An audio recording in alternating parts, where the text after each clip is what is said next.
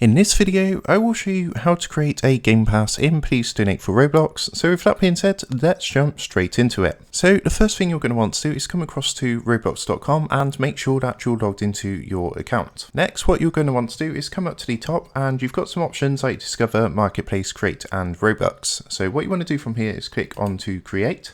And if this is the first time that you come across to your screen, you're going to see something that looks like this. And what you're going to want to do from here is click on to Manage My Experiences. So if you have used this before, then the screen's going to look like this. Now, when you first come across to this, everyone has their own place set up. So this is set up for you by default. What you want to do next is actually click on to your experience. So you want to click onto this one here. And then from here, you want to come across to the left-hand side and you want to click onto associated items. Next, you're going to see three options at the top. So you've got badges, passes, and developer products. So what you want to do is click onto passes. And then you're going to see a blue button which says to create a pass. And what you're then going to do is create your Game Pass for Please Donate. So what you want to do is enter into here. So I'm just going to call this Please Donate Test,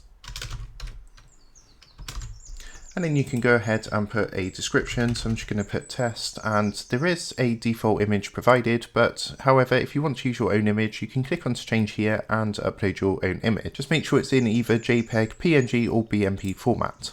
Once that's done, just go ahead and click the blue Create Pass button. And you'll see that's now created. So before we actually jump into Please Donate and use this pass, the first thing you're going to want to do is actually set a price, because there's no set price at the moment. As you can see, it says off sale here. To set a price, what you want to do is click onto your Game Pass, and if you come over to the left hand side, you can see the sales option under details. So what you want to do is click on sales and then toggle this switch to change it to item for sale. What you can now do is set your price in Robux.